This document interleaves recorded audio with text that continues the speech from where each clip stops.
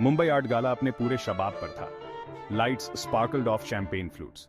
The cities elite mingled dressed in their finest. सबसे खास उस रात के लिए एक शानदार पेंटिंग थी, sunrise by the anonymous artist known only as the wanderer. यह विक्रम सिंह के कलेक्शन का सबसे कीमती नगीना था।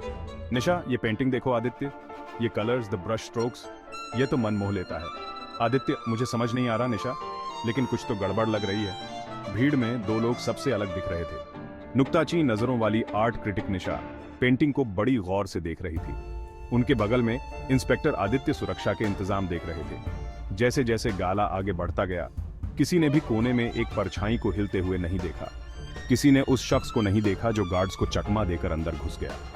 रात हंसी और बातचीत में डूबी रही। किसी को अंदाजा भी नहीं था कि एक ऐसा जुर्म होने वाला है जो आर्ट वर्ल्ड को हिलाकर रख देगा। अगली सुबह विक्रम सिंह के प्राइवेट म्यूजियम में हड़कंप मच गया। Alarms blared, security guards rushed about in panic. कीमती पेंटिंग सनराइज बिना कोई निशान छोड़े गायब हो चुकी थी। विक्रम सिंह, यह कैसे हो सकता है? मेरी सबसे कीमती चीज लाखों की गायब है। विक्रम सिंह गुस्से और निराशा में पागल हो रहे थे। उन्हें जवाब चाहिए थे। तुरंत पुलिस को बुलाया गया। न्यूज क्रूज बाहर इकट्ठा होने लगे। सपोर्टिंग कैरेक्टर सर, हमने फुटेज देख ली है, कुछ भी अजीब नहीं दिख रहा। जैसे ही खबर फैली, आर्ट वर्ल्ड में भूचाल आ गया। तरह तरह के कयास लगने लगे। कुछ ने अंदर के लोगों पर शक जताया, तो कुछ ने विरोधी कलेक्टर्स पर।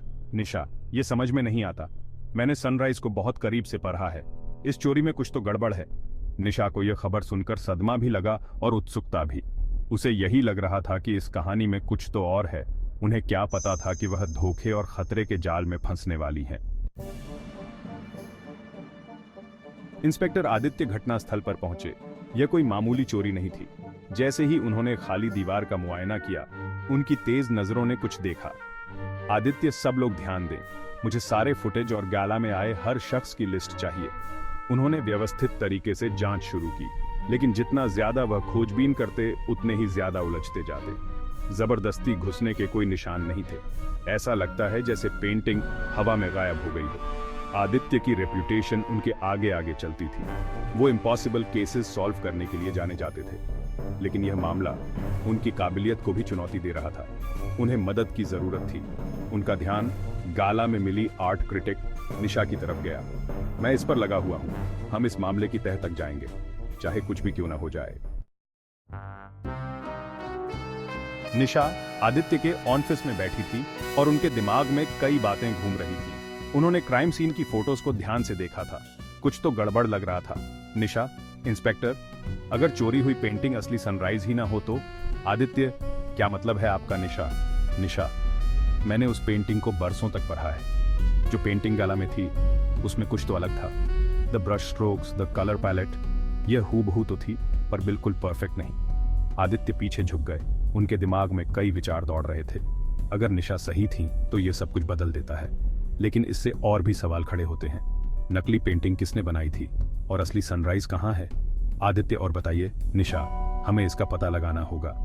उन्होंने निशा से और डिटेल्स जाननी चाहिए। उनकी विशेषज्ञता इस मामले को सुलझाने की कुंजी साबित हो सकती थी। निशा एक टैलेंटेड स्ट्रीट आर्टिस्ट हैं जिनको मैं फॉलो करती हूँ। ऐसा कोई जो किसी भी स्टाइल को हूबहू कॉपी कर सकता है। क्या यही वो कड़ी हो सकती है जिसकी हमें तलाश है? आदित्य ने उत्साह का अनुभव किया। वे किसी बड़ी चीज के पीछे पड़े थे। शिकार शुरू हो चुका था। निशा ने आदित्य को मुंबई के स्ट्रीट आर्ट डिस्ट्रिक्ट की घुमावदार गलियों में ले जाया। हर सतह पर जीवंत भित्ति चित्र थे। कलाकार खुले में काम कर रहे थे। उनके स्प्रे कैन की आवाज गूंज रही थी। यह एक ऐसी दुनिया थी जिसे आदित्य ने पहले कभी नहीं देखा था। एक ऐसी दुनिया जहां कला हर कोने में जीवित और सांस ले रही थी। वे एक विशेष कलाकार की तलाश में थे। उसे शैडो के नाम से जाना जाता है। ये रहस्यमयी शख्स नकल करने में माहिर माना जाता है। मैंने उसका काम देखा है। यह अद्भुत है। वह किसी भी शैली, किसी भी तकनीक की नकल कर सकता है। अगर कोई सनराइज को नकली बना सकता है, तो वह शैडो ही हो सकता है। जैसे जैसे वे खोजते गए, आदित्य की नजरें एक नए दृष्टिकोण से खुलने लगीं। उन्होंने इन स्ट्रीट कलाकारों में कौशल और जुनून देखा। यह उस बर्बरता से बहुत दूर था जिसे वह पहले समझते थे। ये सच्चे कलाकार थे जो गैलरी और संग्रहालयों की सीमाओं के बाहर काम कर रहे थे। आखिरकार उन्हें एक सुराग मिला। वह शैडो वहीं काम करता है, पर सावधान रहना, वहाँ खतरनाक लोग शामिल हैं। निशा और आदित्य ने एक दूसरे की ओर देखा। वे करीब आ रहे थे, लेकिन किस जोखिम पर? गोदाम उनके सामने अंधेरे और डरावने रूप में खड़ा था। आदित्य ने अपनी बंदूक निकाली और निशा को अपने पीछे रहने का इशारा किया। वे चुपचाप अंदर घुसे। अंदर का हिस्सा कैनवस और कला सामग्री की भूल भुलैया था, और वहां बीच में एक ईजल पर एक अधूरा प्रसिद्ध कृति की प्रतिकृति थी। अचानक आवाजें पास आने लगी। आदित्य और निशा एक ढेर के पीछे छिप गए। यह कोई अकेला जालसाज नहीं है, यह एक संगठित गिरोह है जो बेशकीमती कलाकृतियों की सही प्रतिकृतियां बना रहा है। आदित्य का मन दौड़ने लगा। यह उनकी कल्पना से बड़ा था, लेकिन सनराइज कहां फिट होता है और शैडो कहां है? जैसे ही सवाल उठे, अंधेरे से एक आकृति उभरी। एक हुड वाला कलाकार जिसका चेहरा छिपा हुआ था, अधूरे चित्र पर काम करने लगा। उनकी कला की कुशलता मंत्रमुग्ध कर देने वाली थी। ये शैडो है, वही कलाकार जिसकी हमें तलाश थी। लेकिन इससे पहले कि वे कुछ कर पाते, अलार्म बजने लगे। वे खोज लिए गए थे। अफरा तफरी में शैडो गायब हो गया। आदित्य ने गिरोह के कई सदस्यों को गिरफ्तार किया, लेकिन सनराइज का रहस्य अब भी अनसुलझा था। पुलिस स्टेशन में वापस आदित्य सबूतों पर ध्यान केंद्रित कर रहा था। पकड़े गए जालसाज बात कर रहे थे, लेकिन कोई भी सनराइज के बारे में कुछ नहीं जानता था। ऐसा लग रहा था कि वे एक बंद गली में पहुंच गए थे। निराशा उसे कुतर रही थी। वह कुछ महत्वपूर्ण सुराग से चूक रहा था। तभी निशा आई। उसके चेहरे पर उत्साह था। ये देखो, ये एक संदेश था, गुमनाम रूप से भेजा गया था। सच्चाई वहाँ है जहाँ सूरज कभी नहीं डूबता। और नीचे एक प्रतीक था, एक आंसू बहाता हुआ आंख का चित्र। ये शैडो का हस्ताक्षर था। आदित्य ने संदेश को ध्यान से देखा। इसका मतलब क्या था? जहां सूरज कभी नहीं डूबता, उसका दिमाग संभावनाओं से दौड़ने लगा। अचानक उसे समझ में आया, द एटर्नल फ्लेम। यह मुंबई के दिल में एक स्मारक था, एक लौ जो दिन रात जलती रहती थी। संदेश में सूरज की तरह कभी नहीं डूबती। वे दिल धड़काते हुए साइट पर पहुंचे। जैसे ही वे स्मारक के पास पहुंचे, उन्होंने देखा कि एक आकृति छाया में खड़ी थी। यह शैडो था, लेकिन इससे पहले कि वे उसे पकड़ पाते, वह भीड़ में गायब हो गया। पीछे रह गया एक छोटा पैकेज। अंदर एक USB ड्राइव और एक और रहस्यमयी नोट था। सच्चाई तुम्हें मुक्त कर देगी। टुकड़े जगह पर आने लगे थे। The USB drive was a gold mine of information. It held clues to the location of their main hideout. Aditya, ये देखो, ये एक मैप है, लेकिन ये कोडेड है। Aditya and Nisha worked tirelessly decoding the cryptic information. As dawn broke, they had their answer. शहर के बाहरी इलाके में एक अबैंडन्ड सिनेमा, एक चोरी की गई मास्टरपीस को छिपाने के लिए एकदम सही जगह। Aditya assembled his team. This was it, the final confrontation. The figure stepped into the light. It was Vikram Singh, the very man who had reported the painting stolen. हिलना मत। Aditya's gun was out in an instant, but Vikram merely smiled, a sad, resigned smile. मुझे लगता है कि अब सब खत्म हो गया। The truth came tumbling out. Vikram had orchestrated the entire thing. The theft, the forgery, all of it. He had been facing financial ruin. The painting was his last valuable asset, but he couldn't bear to part with it. So he had concocted this elaborate scheme, a fake theft to claim the insurance money while keeping the real painting hidden. अब सब समझ आ गया। गाला में inconsistencies, वो perfect security system जो किसी तरह fail हो गया। लेकिन शैडो कौन है? असली रहस्य तो यही है ना?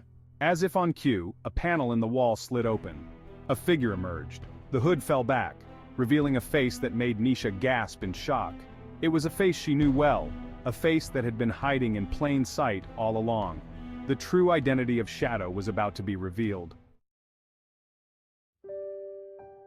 The face that looked back at them was none other than Arjun, Vikram Singh's young protege. The quiet, unassuming assistant who had always been in the background. Nisha felt a jolt of recognition. She had seen him at countless exhibitions, always watching, always learning.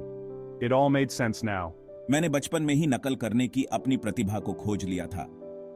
Vikram ने मुझे अपने संरक्षण में ले लिया और मेरे कौशल को निखारा। लेकिन जैसे जैसे उनकी आर्थिक परेशानियां बढ़ती गईं, वैसे वैसे उनकी बेताबी भी बढ़ती गई। उन्होंने मेरे तोहफे को धोखे के औजार में बदल दिया।